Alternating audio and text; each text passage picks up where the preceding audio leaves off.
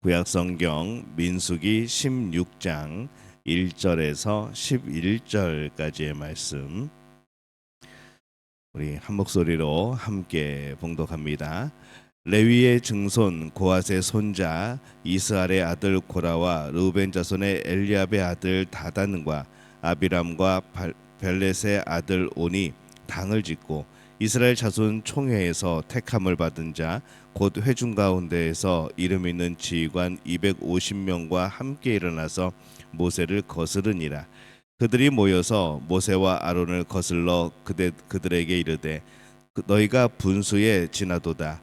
회중이 다 각각 거룩하고 여호와께도 그들 중에 계시거늘 너희가 어찌하여 여호와의 총회 위에 스스로 높이느냐. 모세가 듣고 엎드렸다가 고라와 그의 모든 무리에게 말하여 이르되 아침에 여호와께서 자기에게 속한 자가 누구인지 거룩한 자가 누구인지 보이시고 그 사람을 자기에게 가까이 나오게 하시되 곧 그가 택하신 자를 자기에게 가까이 나오게 하시리니 이렇게 하라. 너 고라와 내 모든 무리는 향로를 가져다가 내일 여호와 앞에서 그 향로에 불을 담고 그 위에 향을 두라. 그때에 여호와께서 택하신 자는 거룩하게 되리라. 레위 자손들아 너희가 너무 분수에 지나치느니라. 모세가 또 고라에게 이르되 너희 레위 자손들아 들으라. 이스라엘의 하나님이 이스라엘 회중에서 너희를 구별하여 자기에게 가까이 하게 하사 여호와의 성막에서 봉사하게 하시며 회중 앞에 서서 그들을 대신하여 섬기게 하심이 너희에게 작은 일이겠느냐. 하나님이 너와 내 모든 형제 레위 자손으로 너와 함께 가까이 오게 하셨거늘 너희가 오히려 제사장의 직분을 구하느냐. 이를 위하여 너와 너의 무리가 다 모여서 여호와를 거스르는도다. 아론이 어떠한 사람이기에 너희가 그를 원망하느냐. 아멘. 할렐루야. 하나님의 은혜가 오늘 새벽에 하루의 첫 시간을 주 앞에 드리는 우리 믿음의 가족들에게 함께 하시기를 예수님의 이름으로 축원합니다. 오늘은 말씀은 이 고핫 자손 고라 그리고 그 일당이 모세와 아론의 권위에 도전하는 그런 내용을 담고 있습니다. 고핫의 손자 고라가 일당을 꾸며서 모세에게 대항하여 일어납니다. 오늘 말씀의 1절과 2절 보면은 레위의 증손 고핫의 손자 이스할의 아들 고라와 르우벤 자손 엘리압의 아들 다단과 아비람과 벨렛의 아들 온이 당을 짓고 이스라엘 자손 총회에서 택함을 받은 자 곧 회중 가운데에서 이름 있는 지휘관 250명과 함께 일어나서 모세를 거스르니라. 이렇게 기록을 합니다. 이 고라를 중심으로 많은 사람들이 이제 반대파가 일어난 것이죠. 이 고라와 르우벤 자손이 다단이 또 함께 하였는데 아마 그들이 성막의 남쪽에 함께 진을 친 이제 그런 위치에 있기 때문에 자연스럽게 그들이 가까워졌을 것으로 보입니다. 그리고 나머지는 이쪽 저쪽에서 함께 뜻을 같이 하는 사람들이 또 동참을 한 것이죠. 그들은 분명히 평상시에 모세와 아론에 대해서 어떤 불평을 가지고 있던 그런 사람들일 겁니다. 이 고라는 아론의 제사장의 자리를 탐냈고 이 다단은 모세의 자리를 탐내고 있었던 것 같습니다. 그들은 날짜를 잡아서 모세와 아론에게 나옵니다. 16장 3절에 보면은 그들이 모여서 모세와 아론을 거슬려 그들에게 이르되 너희가 분수에 지나치도다. 회중이 다 각각 거룩하고 여호와께서도 그들 중에 계시거늘 너희가 어찌하여 여호와의 총회 위에 스스로 높이느냐. 이렇게 모세에게 말을 합니다. 이 그들은 이스라엘 백성 모두가 거룩한데 왜 모세만, 왜 아론만 높은 자리에 앉아 있어야 하는지 이의를 제기한 거죠. 그들이 생각하기에 그 자리는 모세와 아론이 스스로 그 자리에 앉았다라고 생각을 한 것 같습니다. 그리고 분수에 지나도다 이렇게 생각을 하죠. 너무 오래 했다는 거죠. 그들의 주장은 뭐 한편으로는 맞기도 합니다. 오늘날의 민주주의 정치에서 보면은 뭐 장기 집권이기도 하죠. 이 모세와 아론만이 그 자리에 있는 것도 어떤 특권 의식처럼 보이기도 합니다. 그러나 그들이 한 가지 잊고 있는 게 있습니다. 모세와 아론이 그 자리에 있는 것은 하나님의 뜻이었습니다. 그것을 그들이 충분히 알고 있다는 거죠. 출애굽부터 함께 했었기 때문에 그들은 지금까지의 어떻게 그들이 지도자가 되었는지, 어떻게 그들이 리더가 되어 있는지 너무나도 잘 알고 있습니다. 어떻게 제사장 후손이 되었는지 알고 있는 것이죠. 근데 그들은 권력욕 때문에, 그런 권력을 잡고 싶은, 그런 힘을 얻고 싶은 그런 마음 때문에 이 그 과정, 이 하나님의 뜻에 의해서 세워지고 또 그렇게 임명되어진 것을 잊어버립니다. 이 권력에 대한 욕심은 그렇게 사람의 눈을 멀게 만듭니다.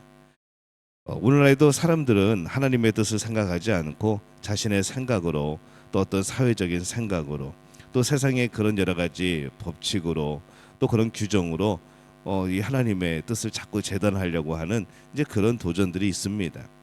그러나 신앙인들에게 가장 중요한 것은 무엇인가 하면은 하나님의 뜻인 거죠. 고라와 그 일당이 모세와 아론을 비난합니다. 어떻게 보면은 매우 설득력이 있는 것 같기는 한데, 이 하나님 뜻에 있어서는 이 참 거스르는 그런 모습인 거죠. 이 고라와 그 일당은 모두가 거룩하다는 슬로건을 내세웁니다. 야, 우리 모두가 거룩한데 모세와 아론만 왜 너희만 거룩한 척 하느냐라는 것이죠. 그러나 그들의 속마음은 어떤 것일까요? 슬로건은 그렇게 내었지만은 사실 모두가 거룩한 것이 아니라 자신들이 그 권력을 얻고 싶은 거죠. 그 자리에 올라가고 싶은 겁니다. 그들은 더 높은 자리를 원하고 있는 겁니다. 이들이 이것을 요구할 때에 아마 이 가데스 바네아 사건 이후일 겁니다. 정탐꾼 다녀와서 실패하여 40년을 이제 광야에서 방황을 해야 되는 그러한 사건의 와중에 아마 이 일이 벌어진 것 같습니다. 이 가데스에서 가나안 입성 실패로 인해서 이 모세와 아론을 향한 부정적 여론이 더 형성이 되어지죠. 근데 이게 모세와 아론이 잘못해서 가나안의 입성에 실패한 겁니까? 그런 게 아니죠. 하나님의 말씀을 잊어버리고 하나님이 주신 땅에 대해서 또 그런 부정적인 이야기를 하고 하나님 자체를 원망을 하고 모세를 원망하고, 그런 가운데 이 하나님이 내리신 결정입니다. 근데 여기에 대해서 이 모세와 아론을 향하여서 이 부정적인 여론이 사라지지 않고 회개하지 않고 돌이키지 않고 그렇게 형성이 되었던 거죠. 그래서 그들은 그러한 것을 더 요구할 수 있는 분위기가 만들어진 겁니다. 근데 모세는 그들에게 말합니다. 7절에 내일 여호와 앞에서 그 향로에 불을 담고 그 위에 향을 두라. 그때의 여호와께서 택하신 자는 거룩하게 되리라. 레위 자손들아 너희가 너무 분수에 지나치느니라. 이 분수에 지나친 것, 너무 많이 가지고 있는 것, 이 모세가 아니라 사실은 고라 일당입니다. 너무 많이 가지는 것은 자신이 지켜야 되는 선을 넘어가는 것이라는 거죠. 모세와 아론은 하나님의 뜻에 따라 그 선을 지키고 살아가고 있습니다. 근데 고라 일당이 그 선을 넘어서 이제 도전하는 거죠. 그들은 자신들이 지금 맡고 있는 것에 대해서 소중함을 모르고 이제 더 강한 것, 더 높아 보이는 것, 더 중요해 보이는 것, 이것에 대한 욕심들이 넘쳐난 겁니다. 이 모세는 고라에게 그들이 맡고 있는 것이 얼마나 소중한 것인지 다시 한번 일깨웁니다. 9절에서 10절에 보면은 이스라엘 하나님이 이스라엘 회중에서 너희를 구별하여 자기에게 가까이 하게 하사 여호와의 성막에서 봉사하게 하시며 회중 앞에 서서 그들을 대신하여 섬기게 하심이 너희에게 작은 일이겠느냐.